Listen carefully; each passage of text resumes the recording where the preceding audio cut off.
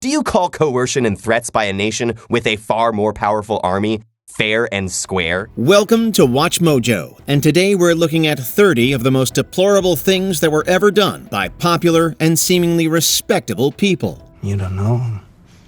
You don't want to. No, of course I want to, but... Having multiple underage relationships. Elvis Presley. Many of those admirers are now distinguished elders. And while they continue to adore Elvis, they're also revealing some long-held secrets.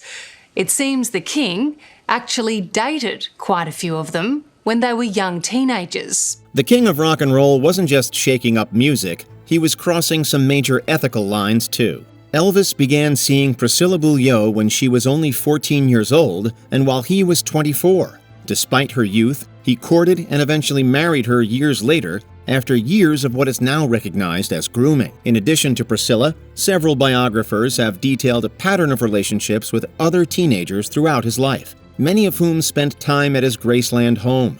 For a man idolized as the epitome of charm and cool, this relationship exposes a disturbing abuse of fame and power that would rightly be condemned today. My father had a really long talk with him. Say, Elvis, here you're 39 years old, my daughter's 14, what's I don't understand, the attraction here. Committing patent thievery. Thomas Edison says, I've done exactly what you asked, and I need that $50,000. Edison says, I don't think you understand the American sense of humor. That $50,000 was just a little joke.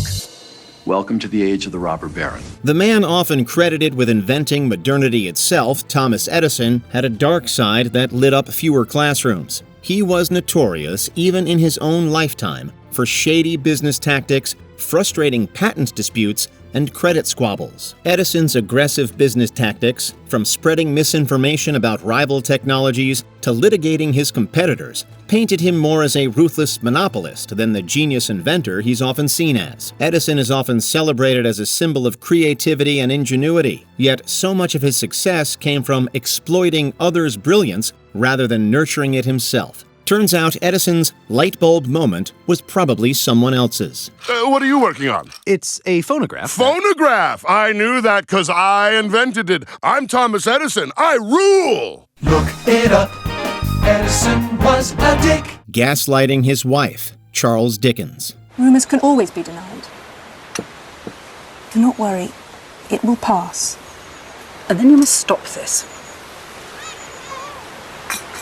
What if I do not want to? Don't be foolish.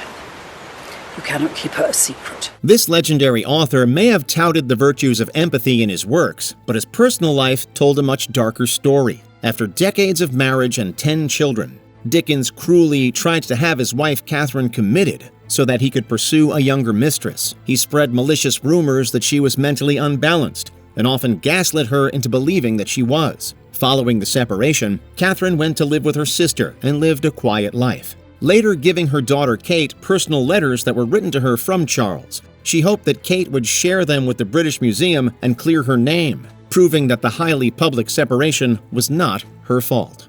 Nellie, it was a mistake. Did you send Catherine to me? Yes. She is the mother of your children. How could you be so cruel to her? And for that I shall always be grateful. But I do not love her. Turning his wife into his maid, Albert Einstein. What if we thought of molecules like people? Yes, moving at impossible speeds, bumping into one another. And the amount of pressure people feel can be understood by how frequently these bumps happen. The poster child for genius, Albert Einstein wasn't quite so enlightened at home.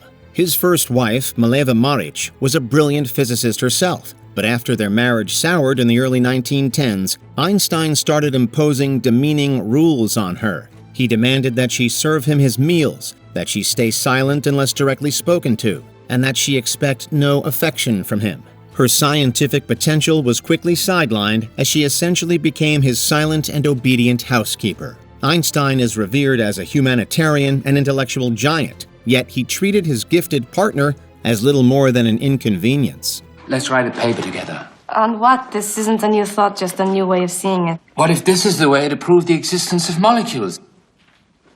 Does this sound like fun, Dolly? You and me writing a paper that could change the world. The probability of chaos. Not the title I would choose, but we can discuss it. Abusive treatment toward women. Pablo Picasso. This is a painting called Femme couchée lisante, or Woman Lying Down Who's Reading. It dates from 1939. It's a painting of Marie-Thérèse Walter, who is in fact the third of the muses in this exhibition. She met Picasso when she was 17 and he was 45, and he announced to her, "I am Picasso." Artistic genius? Undeniably. Moral compass? Not so much. What else is new? Pablo Picasso was world-renowned for his unique art, but infamous for psychologically and emotionally abusing the women in his life. Two of his partners, Marie-Thérèse Walter and Jacqueline Roque, would later take their own lives. In fact, Picasso was a huge misogynist, once telling his girlfriend and fellow painter Françoise Gillot that, quote, "There are only two kinds of women, goddesses and doormats." It's a chilling insight into how he saw others, and while his talent was revolutionary, his treatment of women was reprehensible. She is a woman who he met in 1943, and she left him in 1953. The only woman to ever leave Picasso, and wrote a sort of a tell-all book, which, as a result of which, when it was published in 1955, Picasso never spoke to her again. Discriminating against the deaf, Alexander Graham Bell. Watson, come here. I want to see you. I heard you. I heard what you said. You'd think the inventor of the telephone would be a champion for human connection. Instead, Alexander Graham Bell spent much of his career discriminating and pushing harmful ideas about deafness. Bell often advocated against the adoption of sign language and even promoted eugenics policies to prevent deaf people from marrying each other, believing that a deaf race would proliferate and cause all sorts of societal trouble. What can we say? Sometimes even the smartest people are really, really dumb. And the irony is, of course, brutal, as Bell's own mother and wife were deaf. You'd think that would dissuade some of the harmful eugenics pushing, but we guess not. On July 9, 1877, the Bell Telephone Company launches, with Hubbard as president and Bell as chief electrician and largest shareholder. It will eventually become known as the American Telephone and Telegraph Company, AT&T. Publishing The International Jew, Henry Ford. So when Henry Ford, the great hero, becomes persuaded that the Jew is the world's foremost problem, that was indeed an issue that had an enormous impact on Jewish life. This man revolutionized industry and spread incredible hate while doing it. The automotive magnate Henry Ford used his wealth to publish The International Jew, a virulently anti-Semitic work that would go so far as to inspire Nazi propaganda. Ford often blamed Jewish people for everything from wars to economic woes, and his horrific statements drew the attention of Adolf Hitler, who personally praised Ford in Mein Kampf. His obsession with conspiracy and prejudice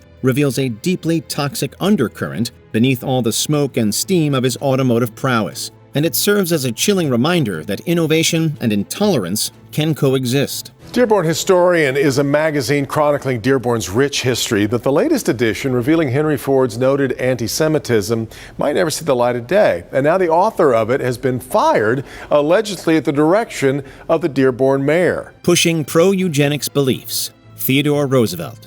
Theodore Roosevelt was the first truly modern American president.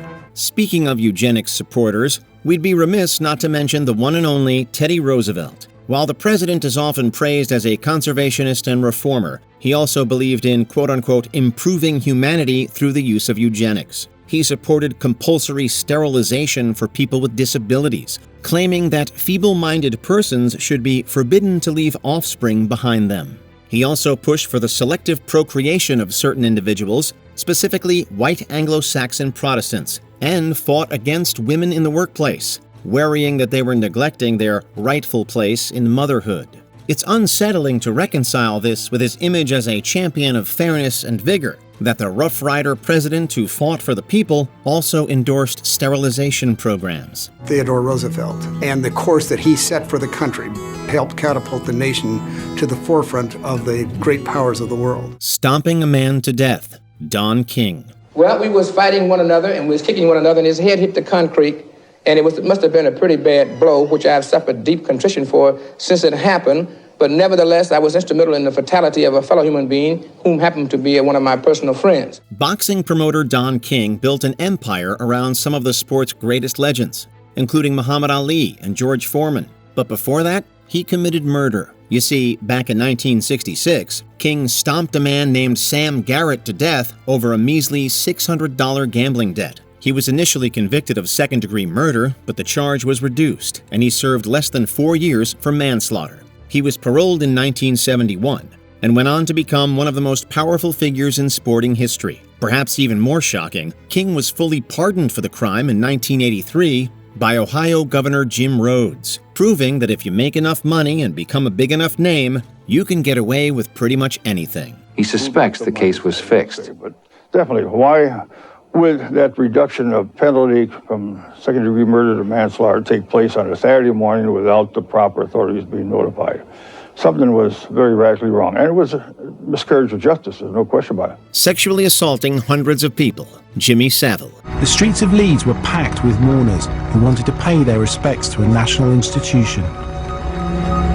The gold-coloured coffin was typical of the showman and entertainer, who during his life helped raise an estimated £40 million for good causes. It's amazing to think how influential and respected Jimmy Savile once was. He was not only a celebrated TV personality, but also a huge proponent of charity work, specifically in hospitals. But after his death in 2011, investigations revealed that he had sexually assaulted hundreds of women over several decades. The scale of his abuse and the fact that it occurred in sanctified spaces like hospitals and schools shocked the public. It exposed major institutional failures that allowed his crimes to go unchecked and completely destroyed Savile's reputation, transforming him from a beloved national figure into one of Britain's most notorious sexual predators.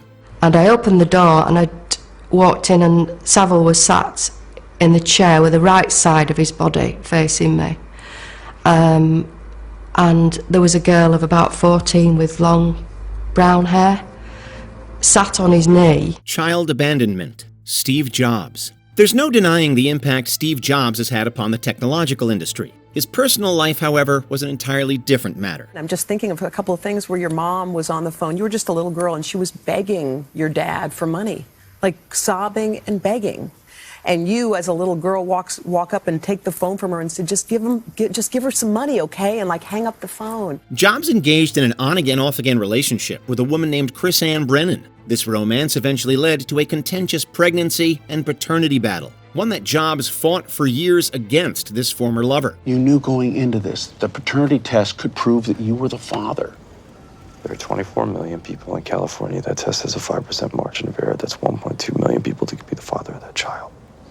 And it's not me. Jobs maligned the personal integrity of Brennan with regard to the fatherhood of the child and refused to financially support the pair, even when it was revealed that Brennan was on welfare. The Apple co-founder did eventually offer financial assistance to his daughter Lisa, but she didn't see a significant amount until after a 1982 Time magazine interview with Brennan that revealed the details of their affair. As reported by Time magazine, I've slept with 28% of the men in America. No. All of them, exactly 9 months before Lisa was born. Abuse allegations. Alfred Hitchcock. When you have an obsession over someone, it is a terrible thing to be the object of that obsession. It was often a dream of old-school Hollywood actors to work under Alfred Hitchcock. This was despite the director's very specific ideas about what he wanted on screen and how far he would go to achieve these goals. Walt Disney had the right idea.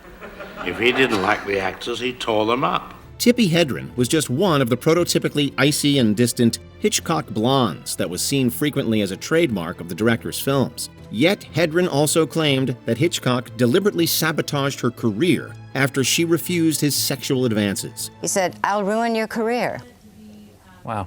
I said, "Do what you have to do," and out the door I went. And did he ruin your career? Yes, he did. Hedren also claimed that Hitchcock utilized real birds during an attack sequence in 1963's The Birds, instead of fake mechanical substitutes. This was despite the director knowing full well about Hedren's real-life fear of the creatures. Adultery and mistreatment. Martin Luther King Jr. Among the claims detailed, Martin Luther King Jr. was involved in extramarital affairs and other sexual activities that, if true and revealed publicly, would have been devastating to Dr. King and his movement. The civil rights work of Martin Luther King Jr. is rightfully lauded today for its utopian ideals concerning racial coexistence. That said, King's failures as a husband were brought to light via covert government surveillance efforts from both the FBI and the CIA. The COINTELPRO bugged Martin Luther King Jr. They bugged his house, they bugged his hotel rooms, they bugged his office. They had people working in the SCLC who were working for the FBI. So they were on Martin Luther King hard. Federal wiretaps revealed that King engaged in several extramarital affairs during his marriage to Coretta Scott King. This was despite the leader's own expectations within their marriage for his wife, namely that she stepped down from her activism in order to focus on motherhood. Further allegations assert that King allegedly bore witness to a sexual assault by an acquaintance, Pastor Logan Kearse, and rather than stepping in to stop it, quote, looked on, laughed, and offered advice. Many of the source documents will not be available until the year 2027 based on a judge's order. When 2027 comes around, a lot of people will be interested in listening to those tapes and reading those transcripts. Spying and sex trafficking, Chuck Berry. There was a lot of backdoor, slimy stuff going on. The history books will always credit Chuck Berry as one of the fathers of rock and roll music. Berry was convicted in 1962 for violating the Mann Act, a federal law whose design is to prosecute those who transport persons across state lines with intent for sex or prostitution. They had met, I think, in Arizona or New Mexico. He brought her back to work in his club. He had taken an underage girl across a state line. The guitarist was also arrested for assaulting a woman in 1987 while staying at New York's Gramercy Park Hotel. Additionally, hidden cameras were found in the women's restroom of a restaurant owned by Berry, a case that Berry settled out of court.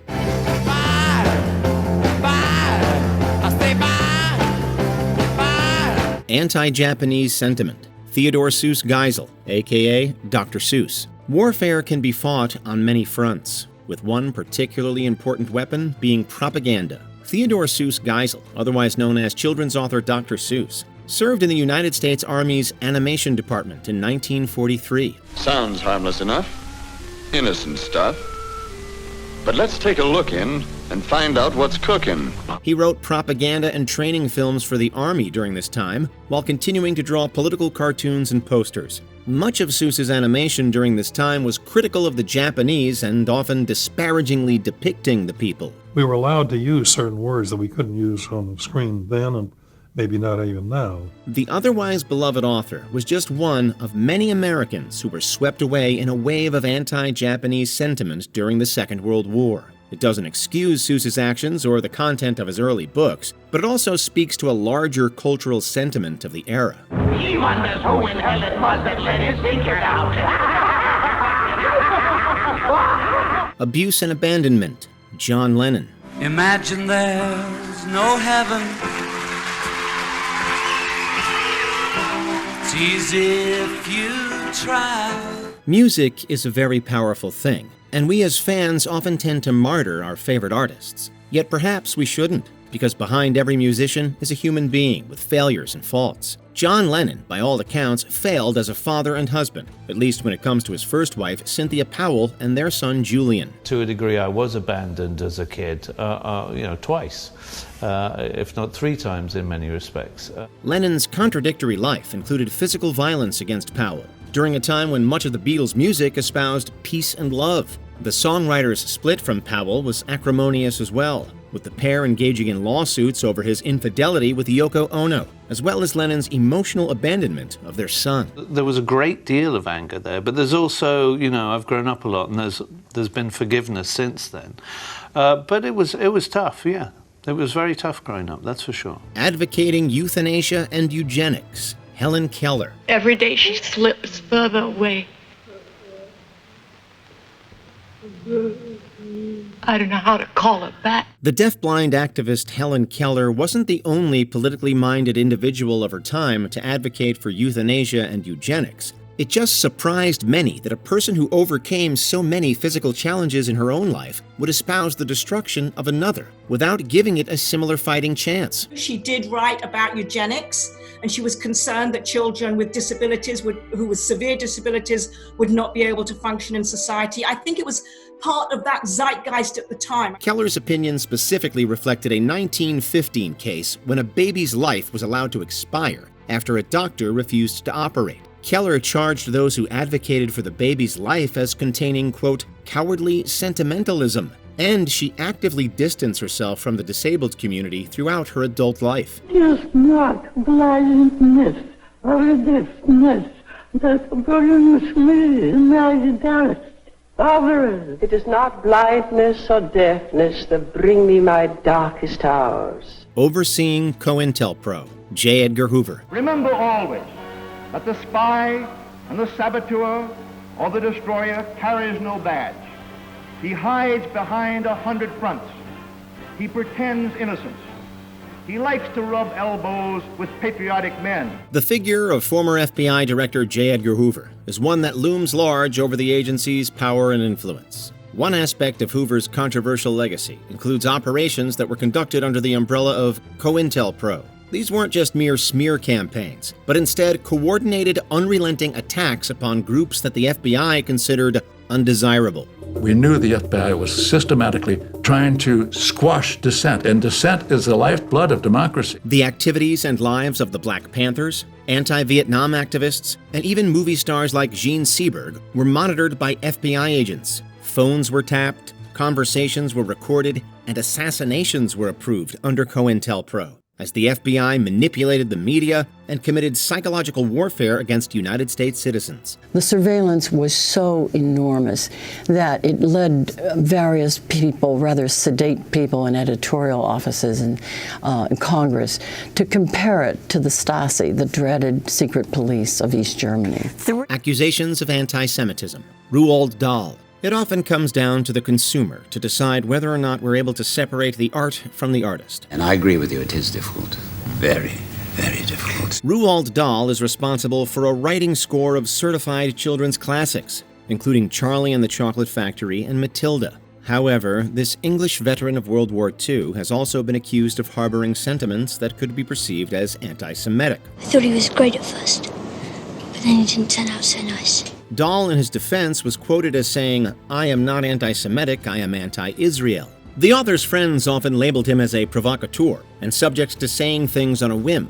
Yet, this does nothing to hide the fact that some of Dahl's early work, such as Sometime Never and Madame Rosette, contains defamatory language concerning Jewish people. Those kind of horror stories which you have specialized in. Tickler. Yeah. Assault. Roman Polanski. Here you come to a concrete case for which I have been behind the bars, and that's what you want to talk about. Some turn away at the accusations leveled against filmmaker Roman Polanski, due primarily to his genre-defining work with Rosemary's Baby and Chinatown. The writer and director even received the Academy Award for Best Director for 2002's The Pianist, which was released decades after Polanski's infamous run-ins with the law. He was very powerful, very well known.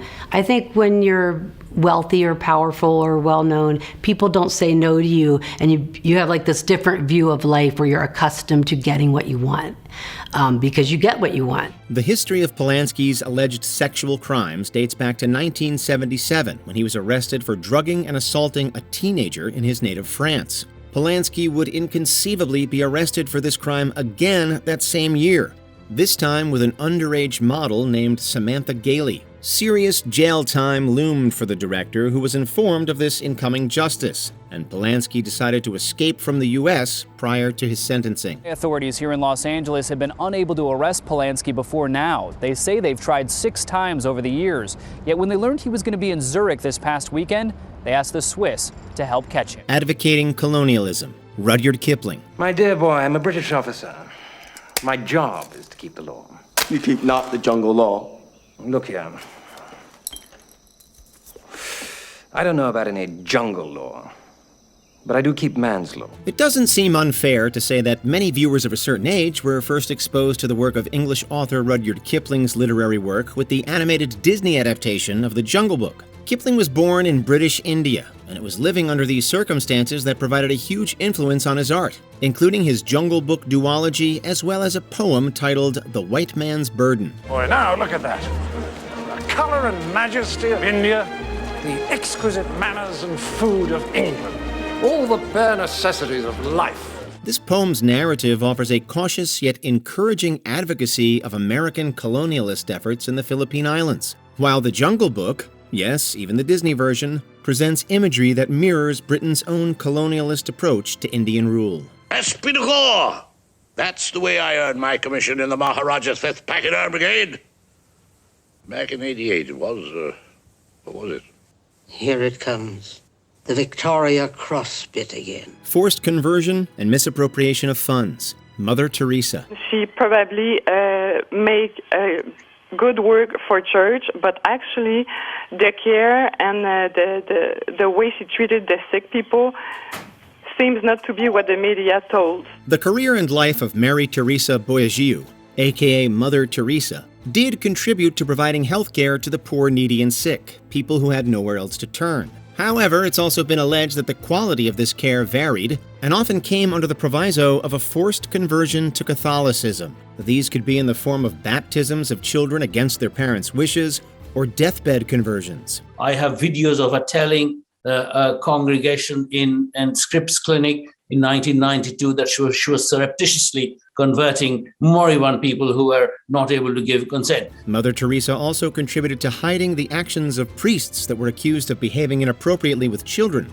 and also came under fire for misappropriating funds for her own medical care against those designated for her mission. India's Home Ministry refused to renew the Missionaries of Charity's license to receive funds from abroad, citing what it called adverse inputs, without giving more detail. Marrying minors. Charlie Chaplin. He was very taken with me. He had his cameraman photograph me in the position of the famous painting, The Age of Innocence. He thought that I resembled that little girl in the oil painting. The world of old Hollywood is full of dark shadows that contrast the bright lights and dazzling stars. Charlie Chaplin's work during the silent film era was massive, influencing countless artists. Yet the man's personal life was tumultuous, from his left-leaning political sympathies to alleged sexual relationships with minors. Charlie's assistant said to Charlie, "This is the little girl I've been telling you about," and I went running over to meet them. And Charlie looked at me and he said, "Oh yes, and she's very pretty. Now, would you like to be in a movie?" It should be said that legal ages of consent have historically differed from both state to state and year to year, but Chaplin's first two wives were under the age of 18. His second spouse, Lita Gray, was alleged to have been a teenager at the time of their affair, during which she became pregnant. Gray would also allege that Chaplin pressured her for an abortion in order to circumvent the scandal of their secret marriage in Sonora, Mexico. I couldn't quite figure out how this was the same man seated at this table as the man I saw on the screen. It kind of scared me. Animal abuse allegations. P.T. Barnum. Figured you'd end up here. Feeling sorry for yourself? The modern-day sideshows, carnivals, and circus attractions all owe a debt of gratitude to the showmanship of P.T. Barnum. However, the man's style of operation within the circus business has come under large scrutiny over the years, particularly in the wake of 2017's The Greatest Showman. I never liked your show, but I always thought the people did. They did. They do. Specifically, Barnum often exploited real-life physical conditions for those appearing in his various sideshows, while other exhibits leaned heavily into racist and culturally insensitive stereotypes. The animals under Barnum's watch fared little better, with many of the tools used to get them to perform their shows also doubling as instruments of pain.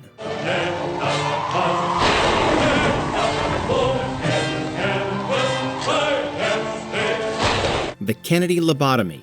Joe Kennedy Sr. Individuals historically turned to a lot of different places when it came to seeking out answers for mental illness. The surgical procedure known as a lobotomy was one of these places, and it wasn't only the poor that turned in this direction. By the end of the procedure, she's basically lost the ability to talk, and it's clear that this has gone terribly wrong. The Kennedy family patriarch, Joe Kennedy Sr., subjected his daughter Rosemary to a lobotomy during her early 20s. This was after complications during her delivery and birth resulted in Rosemary developing some sort of learning/intellectual disability. From a young age, Rosemary, the eldest Kennedy daughter, was a bit slow. She was diagnosed with learning disability at the age of about 6 or 7. The public perception of Joe and the Kennedy family's feelings towards Rosemary range from ignorance to shame. It's also largely believed that the lobotomy was performed to both neutralize the Kennedy daughter's mood swings and ensure the political paths for Joe's sons were made more clear. Joe was convinced Rosemary's lobotomy would somehow fix things, and then miraculously she would become a perfect Kennedy like all the other Kennedys. The Bengal Famine, Winston Churchill. It's not a matter upon which I am able to shed any clear ray of light at the present time. And if I were, I should certainly not shed it. The legacy of former Prime Minister of the United Kingdom, Winston Churchill, was still being forged when this humanitarian disaster struck India back in 1943. World War II raged across the globe, yet this was also still the time of British colonialism in India. The war, specifically Japan's occupation of Burma, was devastating for India's economy during this time, with foodstuffs being diverted preferentially and strategically to military personnel rather than Indian natives. Churchill's level of blame for the Bengal famine fluctuates depending on who you ask, with some quoting the Prime Minister's disparaging remarks towards India's people, while others claim Churchill's hands were tied and that he effectively, quote, did his best once alerted of the crisis. Contemporary non-official observers reported from the start that this was a man-made famine. Calcutta newspaper The Statesman wrote, "The sickening catastrophe is man-made. The famine constitutes the worst and most reprehensible administrative breakdown in India." Nazi sympathy,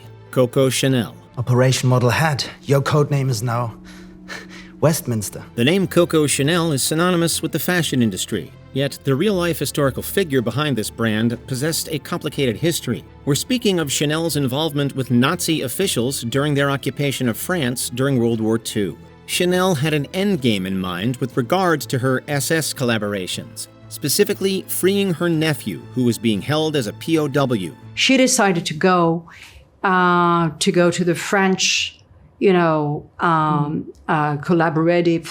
collaboration government, and who were in touch with the Gestapo. Chanel's romantic affair with Nazi officer Hans Gunther von Dinklage succeeded in this aim, yet she continued contact with the Nazi brass after the release of her nephew.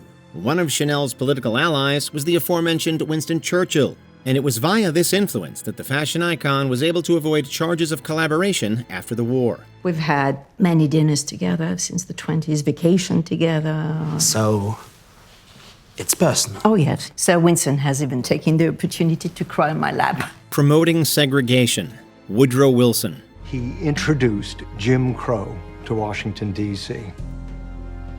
At a time when it was just starting to loosen up, he brought it back, and it became, for all intents and purposes, the law of the land. Armchair historians might like to point out how former U.S. President Woodrow Wilson probably would have wanted his 14 points or the League of Nations to be part of his lasting legacy. Instead, a recent light has since been shined upon just how reticent Wilson's presidency was to listening to voices of change and their increasing clamor for equality. The former president supported segregation at every turn, including enforcing it within the branches of the federal government. In addition to this physical separation from whites, black federal workers were appointed to menial positions or reassigned to jobs slated for elimination.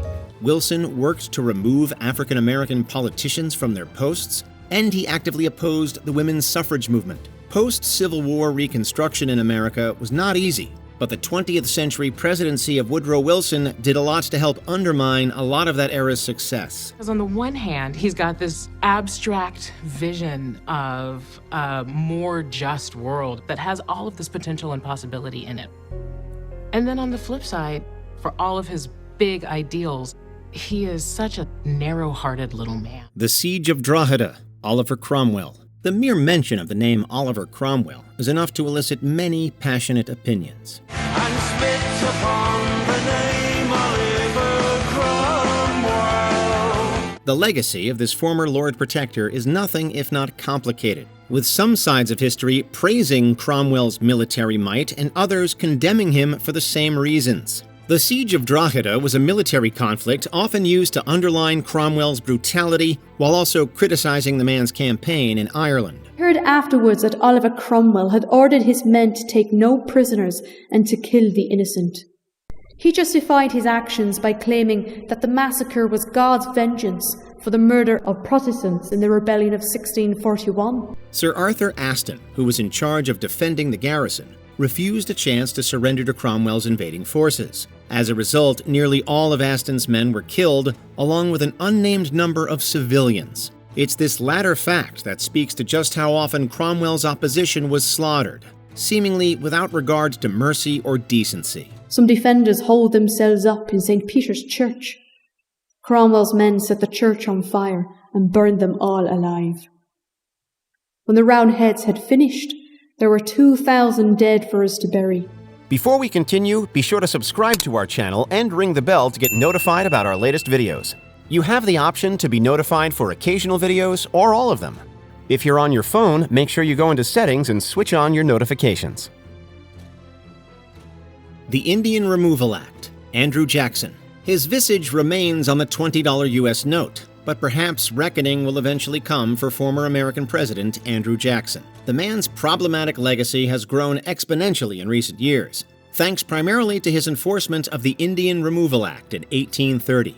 The Cherokees actually won a Supreme Court case over land in Georgia, but Jackson ignored the decision. The bill was signed into law by Jackson, and its enforcement was continued by the president's successor, Martin Van Buren. Under this act, over 60,000 Native Americans were forced to uproot and move west, a journey that became known as the Trail of Tears. Many were shackled in chains and forced to walk at gunpoint more than 1,000 miles west on a series of routes that all led to Oklahoma. Up to a third of the 15,000 Cherokee who were forced to make the journey died. The act is seen today largely as a strategic land grab movement by the United States, with Jackson's personal feelings asserting an idea that native self-rule should only take place upon federal land west of the Mississippi River. They took everything from us. America's built on stolen lands. America is a stolen country. Did any of these revelations surprise you? Let us know in the comments. We knew that the FBI had us under constant surveillance, but I don't think anyone at the time really knew the full extent of the program, of COINTELPRO.